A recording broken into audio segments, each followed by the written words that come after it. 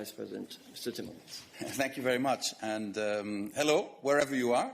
Kadri and I are very excited today to present to you two strategies which I believe are crucial for our Green Deal. They're ambitious, they are necessary to make Europe's green recovery a reality, and they put us firmly on a path towards climate neutrality. I'm talking about energy system integration and our hydrogen strategy. There are also strategies that will allow the EU to retain global leadership in clean tech and provide clean, secure and competitively priced energy to our citizens and industries. Countries across Europe face deep recessions as a result of COVID-19. Valdis talked about this today in college, and you saw Commissioner Gentiloni's press conference yesterday. As we continue to battle the pandemic, we must also focus on our long-term challenges. This is why the Green Deal, as a growth strategy, remains our compass throughout the recovery. The Green Deal, digitisation and increasing our resilience. And this fits all into that. So if we want to become the first climate-neutral continent by 2050, we need really to switch our energy systems to from fossil to clean energy. As we work to include more renewables in our energy mix, the system must follow suit. It's not just about creating renewables, it's about creating a new system. We need to break the silos between separate flows of energy production and use. In fact, we need a complete overhaul of the current energy system, which is quickly becoming a relic of the past, way too wasteful and way too rigid to be fit for a sustainable future. Just to give you a simple example, today many of our heating of the houses is run on individual gas boilers or coal boilers or wood. We could start to circulate hot water from industrial waste heat in our district heating systems, or use heat from the many data centres that are going to be built and are going to generate a lot of heat. So this is just one example. We need to stop transferring the wrong energy carriers in the wrong way to end users. Much of the energy transition will focus on direct electrification. But in sectors like steel, cement, chemicals, air traffic, heavy-duty transport, shipping, we need something else. Continued development of carbon capture and storage, as well as energy carriers that can be stored longer and transported more easily over longer distances. This is why scaling up the use and production of clean hydrogen in Europe is such an important piece of the puzzle. Clean hydrogen is key for a strong, competitive and carbon-free European economy. We are leading the world in this technology, and we want to stay ahead. But we need to make an extra effort to stay ahead because the rest of the world is quickly catching up.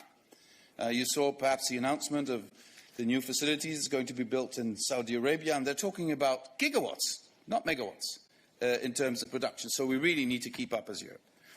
The hydrogen strategy and the investment plan that comes with it will not only bring more jobs in hydrogen and related matters, it will also propel European industry into the 21st century. So we avoid creating stranded assets by doing this. A century, I think, where we will show the world that green steel is possible. We want to maintain a steel production in Europe. That's essential for our industrial strategy. But it has to be green steel. And with hydrogen, we can make it happen.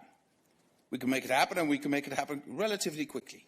So just 4 years from now, we want to have at least 6 gigawatts of renewable hydrogen electrolyzers installed in Europe.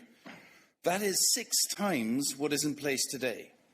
And for 2030, our target is to have a capacity of at least 40 gigawatts. Current production of hydrogen is too much fossil-based. It emits 70 to 100 million tonnes of CO2 a year. So our entire strategy is geared towards supporting clean hydrogen as much as possible and as soon as possible. This is our priority.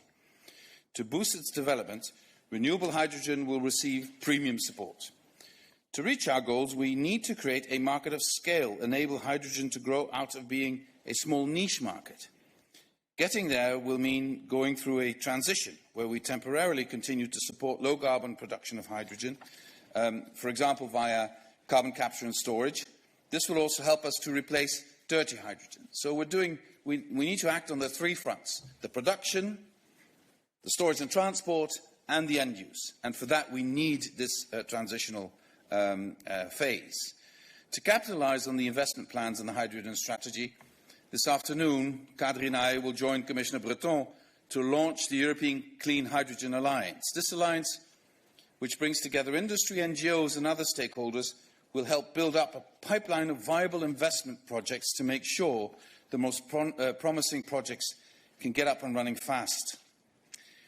Today's initiatives, the ones we're presenting today, underline how the European Green Deal is a strategy for a sustainable recovery. Over the coming years, clean tech will be a global growth engine. That is why the strategy gives particular attention to cooperation with our neighbourhood. By working with partners to the east and the south, the industry ambition is to add an additional 40 gigawatts of electrolyzers by 2030. So we will have 2 times 40 gigawatts by 2030. With the state of technology in Europe, the economics and the policy instruments at hand, the European Union can take the lead globally. And I believe, there is so much attention for this. This has become sort of the rock star of new energies all across the world, and especially in Europe. Since we are leading on this, we should never leave that lead behind and continue to lead. And on this, and much more, I now am happy to give the floor to Kadri. Kadri, over to you.